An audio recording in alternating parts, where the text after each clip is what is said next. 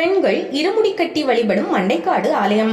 சபரிமலை ஐயப்ப சுவாமி கோவில் என்றால் ஆண்கள் எப்போது வேண்டுமானாலும் செல்லலாம். 10 வயதுக்குட்பட்ட சிறுமியர், 50 வயதிற்கும் மேற்பட்ட பெண்கள் மட்டுமே சபரிமலை ஐயனை தரிசிக்க வரலாம் என்ற கட்டுப்பாடு உண்டு. சபரிமலை ஐயப்பனை மாலை அணிந்து விரதம் இருந்து தரிசிக்க செல்பவர்கள் இருமுடி கட்டி மலையேறி சென்று ஐயப்பனை வணங்கி வருவார்கள். அதேபோல் பெண்கள் மட்டுமே இருமுடி கட்டி விரதம் இருந்து செல்லும் ஆலயங்களில் ஒன்றுதான் கன்னியாகுமரி மாவட்டத்தில் உள்ள மண்டைக்காடு பகவதி அம்மன் கோவில். புகழ்பெற்ற மண்டைக்காடு பகவதி அம்மன் கோவிலில் மாசி மாதம் நடைபெறும் விழாவின் போது பெண்கள், அதுவும் கேரள மாநிலத்தை சேர்ந்த பெண்கள் அதிக அளவில் விரதம் இருந்து தலையில் இருமுடி கட்டி வந்து பொங்கல் வைத்து வழிபட்டு திரும்புவதை வழக்கமாக வைத்திருக்கிறார்கள். தமிழகத்தை சேர்ந்த ஆண்கள் கேரளாவில் உள்ள ஐயப்பனை தரிசிக்க லட்சக்கணக்கில் செல்வது போல அங்குள்ள பெண்கள் பலரும் தமிழகத்தில் உள்ள மண்டைக்காடு பகவதி அம்மனை தரிசிக்க மாசி மாதம் இவ்வாலயத்தில் நடைபெறும் திருவிழாவின் போது வருகை தருவார்கள். இவ்வாலயத்தில் புற்று வடிவத்தில் மண்டைக்காடு பகவதி அம்மன் அருள்பாலிக்கிறாள். நடுநடுவென வளர்ந்து நிற்கும் புற்றுதான் அம்மனாக இருக்கிறது.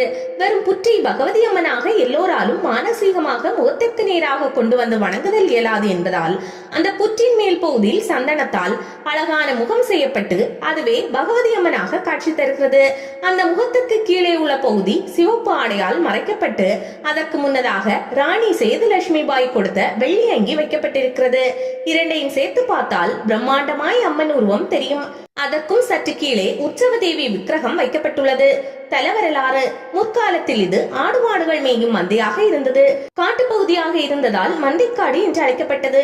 அதுவே மருவி மண்டைக்காடு என்றானதாக சொல்கிறார்கள். மண்டைக்காடு அருகே உள்ள சேரமங்கலத்தில் ஆதிசங்கரின் சீடர் ஒருவர் இருந்தார். அவர் எப்போதும் ராஜராஜேஸ்வரி குடியிருப்பதாக சொல்லப்படும் ஸ்ரீ சக்கரத்தை கையில் வைத்திருப்பார். தினமும் இந்த இடத்திற்கு வந்து ஸ்ரீ சக்கரத்தை கீழே வைத்துவிட்டு தியானத்தில் ஆழ்ந்து விடுவார். மாலை வரை தியானத்தில் இருக்கும் அவர் எழுவதற்குள் அவர் மேல் புற்று பரவிவிடும். அப்பகுதியில் ஆடு மாடு மேய்க்கும் சிறுவர்கள் மாலையானதும் புற்றை கலைத்து அவரை எழுப்பி விடுவார்கள். அவரும் ஸ்ரீ சக்கரத்தை எடுத்துக்கொண்டு வீடு திரும்புவார். இது வாடிக்கை. ஆனால் ஒரு நாள் சீடரால் தரையில் வைத்த ஸ்ரீ சக்கரத்தை எடுக்க முடியவில்லை. இவர் தியானத்தில் ஆழ்ந்து என்னவென்று ஆராய நான் இங்கேயே இருந்து கொள்கிறேன் என்று அவருக்கு அம்மனிடமிருந்து உத்தரவு வந்தது. அதனால் அந்த சீடரும் இங்கேயே இருந்துவிட முடிவு செய்து தியானத்தில் ஈடுபட்டார். வழக்கமாக அவரை தியானத்தில் இருந்து எழுப்பும் சிறுவர்களை இனி எழுப்ப வேண்டாம் என்று சொல்லிவிட்டு அப்படியே ஜீவசமாதி ஆகிவிட்டார். அவர் மேல் புற்றும் வளர்ந்தது. அதுதான் இன்று வரை வளர்ந்து வளர்ந்து மேருவாக ஆகியிருக்கிறது. ஸ்ரீ சக்கரத்தில் இருந்த அம்மன் தான் இங்கே இப்போது பகவதி அம்மனாக காட்சி தருகிறார். காலங்கள் சென்ற பின்னர் அப்பகுதியில் ஆடி மேய்க்கும் சிறுவர்கள் பனைமரத்தின் காயை வைத்து பந்தாடி கொண்டிருந்தார்கள். அப்போது ஒரு சிறுவன் அடித்த பனங்காய் புற்றின் மேல் பட்டு புற்று சிறிது சேதமடைந்தது. சிறுவர்கள் வந்து பார்த்தபோது புற்றின் சேதமான பகுதியிலிருந்து ரத்தம் பீரிட்டவாறே இருந்தது. சிறுவர்கள் ஊருக்குள் ஓடிப்போய் பெரியவர்களை அழைத்து வந்தார்கள்.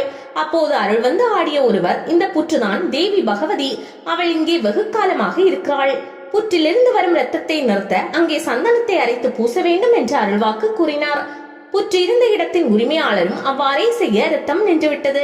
அந்த இடத்தில் ஒரு ஓலை குடிசை போட்டு புற்றை அம்மனாக வழிபட ஆரம்பித்தார்கள். அம்மனை வந்து வழிபட்டவர்கள் நினைத்ததெல்லாம் நடக்க ஆரம்பிக்க பக்தர்கள் கூட்டம் பெருகியது. கேரள வழக்கப்படி பெண் தெய்வம் என்றால் அது பகவதிதான். அப்படிதான் மண்டைக்காடு பகவதியாக மக்கள் வழிபட தொடங்கினர். இவ்வாலயத்தின் கொடை விழா கடந்த 2ஆம் தேதி தொடங்கியது. இந்த விழா வருகிற 11ஆம் தேதி வரை நடைபெற உள்ளது. கொடை விழாவின் இறுதி நாளில் நடைபெறும் வலியப்படுக்கை என்னும் நிகழ்ச்சி மிகவும் சிறப்பு வாய்ந்தது. கூடை கூடையாய் பூக்கள், பழங்கள், பலகாரம், வடை, அப்பம், திரளி ஆகியவற்றை பக்தர்கள் தங்களின் வாயில் மூடியபடி ஊர்வலமாக பாத்திரங்களில் எடுத்து வந்து அம்மன் சன்னதி முன்பாக படைத்து வழிபடுவார்கள். மேலும் இந்த படைப்புக்குரிய சாதம் ஒரே நாளில் தயாரிக்கப்பட்ட புழுங்கல் அரிசியில் சமைக்கப்படுவது என்பது கூடுதல் விசேஷம். வலிய படுக்கை என்ற ஒடுக்கு பூஜையின் போது கோவில் நிசப்தமாக இருக்கும். மாசி மாத திருவிழாவின் போது மட்டுமின்றி ஒவ்வொரு செவ்வாய், வெள்ளி, ஞாயிற்றுக்கிழமைகளிலும் பௌர்ணமி நாட்களிலும் இவ்வாலயத்தில் பக்தர்கள் கூட்டம் அலைமோதும். மண்டையப்பம் பிரசாதம். அம்மே சரணம், தேவி சரணம் என்ற வாக்கியத்தை சொல்லியபடியே இவ்வாலய அம்மனை பக்தர்கள் வழிபடுகிறார்கள். இங்கு வந்து வழிபடுபவர்களுக்கு உடல் தொடர்பான எந்த பிரச்சனை என்றாலும் சரி, வேறு பிரச்சனைகள் எதுவாக இருந்தாலும் சரி, மூளை குழப்பம், தீராத தலைவலி ஆனாலும் சரி, இங்கு தரப்படும் மண்டையப்பம் என்ற நைவேத்திய பிரசாதம் மிகுந்த பலனை தருகிறது.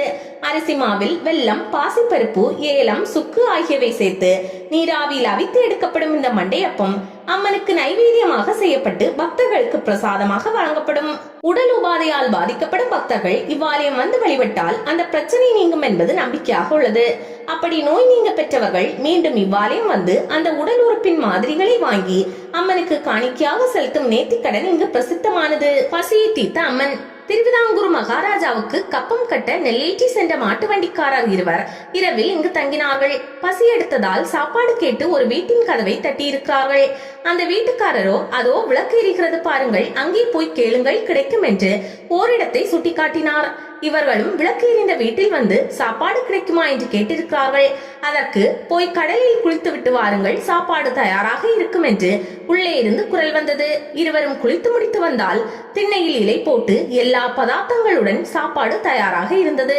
சாப்பிட்டு முடித்து அங்கேயே படுத்து தூங்கியவர்கள் காலையில் எழுந்து பார்த்தால் வீட்டில் உள்ளே இருந்தது வெறும் புற்றுதான். அம்மன் தங்கள் பசித்த வயிற்றுக்கு சோறிட்ட அற்புதத்தை அவர்கள் அரண்மனையில் போய் சொல்ல உடனே விரைந்து வந்து பார்த்த திருவிதாங்கூர் மகாராஜா குடிசையை மாற்றி கோவிலை விரிவுபடுத்தி மாற்றியமைத்தார் என்பது வரலாறு. அதற்கு பிறகு இருமுறை கோவில் இடிக்கப்பட்டு புதிதாக மாற்றி கட்டப்பட்டுள்ளது. தற்போதும் புனரமைப்பு வேலைகள் நடந்து வருகிறது. அரபிக்கடலிலிருந்து அரை பர்லாங் தூரத்தில் வடக்கு நோக்கியதாக அமைந்திருக்கிறது இந்த ஆலயம். கோவிலில் தற்போது பிரம்மாண்ட கோபுரம் அமைத்துள்ளனர். கோவிலுக்கு தங்கத்தேரும் இருக்கிறது. கன்னியாகுமரி மாவட்டத்தின் தலைநகரான நாகர்கோவிலிருந்து சுமார் 20 கிலோமீட்டர் தூரத்தில் இருக்கிறது மண்டைக்காடு திருத்தலம்.